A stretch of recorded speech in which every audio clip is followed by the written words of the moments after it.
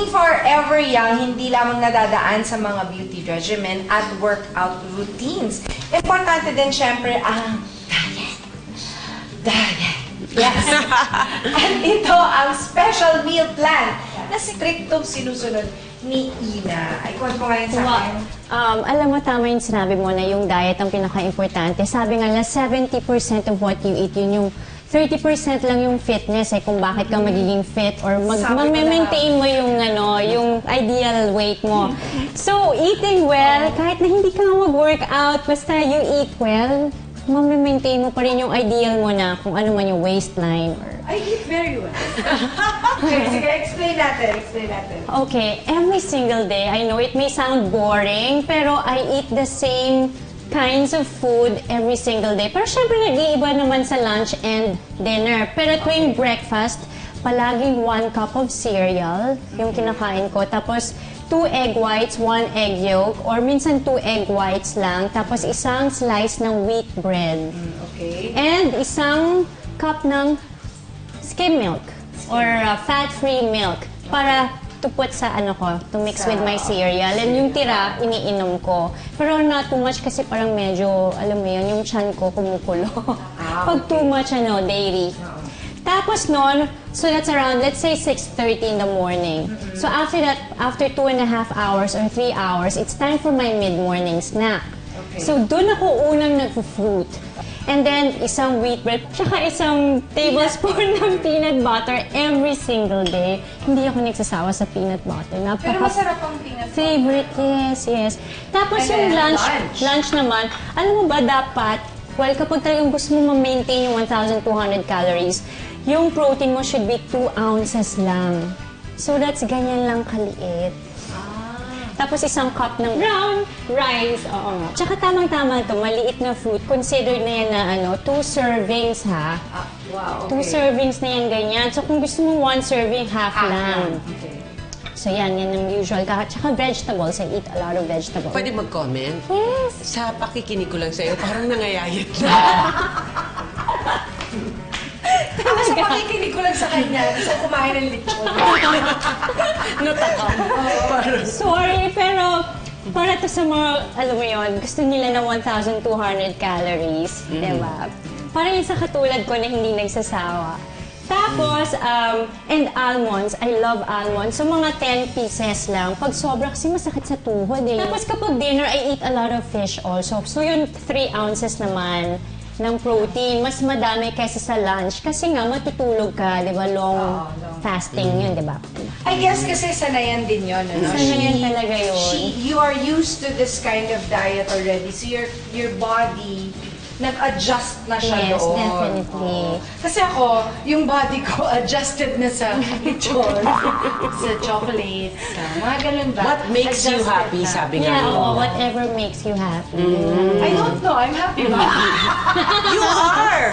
Okay. Hindi, pero ako humahanga ako dahil ako kasi hindi din ako madaling magsawa. I can actually eat the same food over and over and over. As a matter of fact, I'm actually like that. Pero ito, pag kayong ginawa mo ito, para dun sa mga mami na gusto, who's trying to lose some weight, this will help you a lot. Si Miss Carmi naman, magluluto ng recipe using Ina's dinner plan meals. Gusto kong malaman ninyo kung paano ko gagawin ng aking grilled chicken na may kasamang vinaigrette salad, di ba? Wow. So ngayon, itong one soy ay i-marinate natin for 30 minutes kasama ang lemon and garlic. Lagyan natin ng pepper. Pagkatapos niyan, i-grill natin siya. Ngayon naman sa ating salad, gagawa nga tayo ng kailangan ng vinaigrette. Ito yung olive oil. Sasamahan natin siya ng orange. Tapos ito ay parsley. So ngayon, ready na. Ayan, yan. Ikaw, Miss Carmi, meron ka bang diet na pina-follow din? Sa ako naman, hindi nagbe-breakfast as much as possible. Sa taping lang ako nagbe-breakfast kasi kailangan ko i-memorize yung mga lines. Pero as much as possible, sa bahay, talagang warm water sa morning. Eh, di ba sabi Parang nila, kini-cleanse breakfast is the ko. most important. Hindi nag-work. Parang hindi nag-work sa akin. Hiyang-hiyang din talaga. Oo. So, ang ginagawa ko, pag lunch, ang heavy ko talaga lunch. And most especially, right now, kasi I'm already 52 years old. At proud naman po akong sabihin. So, marami na talagang, like for example, yung mga pag nightlife, yung mga dinner out. So, ako talagang, pwede mo ako imbitahin ng lunch. Pero mga dinner, paminsan-minsan na lang talaga siya. So, talaga namang ito lalaban to para sa diet ng ina, hindi ba? Pwede yan. Pwede Pasok yan. yan. Pasok. And then, lalagyan natin siya nitong vinaigrette. vinaigrette. O, ayan, kita ko. Yan. Okay. O, diba? O, ngayon, pag inano natin, magiging ito yung ating appetizer, yung starter. And then, we can proceed with our chicken, grilled chicken. Yan. Yes.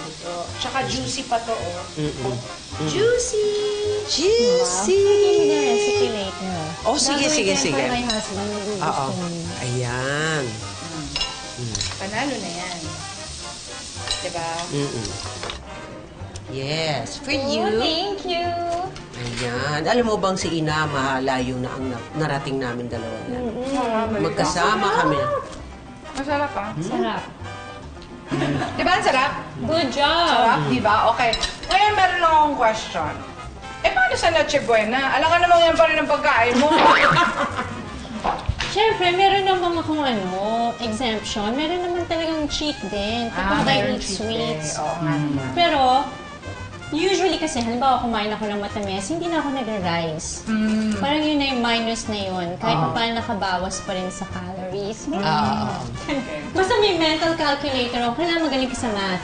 Pero pag mahina ka sa math, hindi mag-work. Ah, kaya pala. Kasi mahina ako sa math. Ako rin.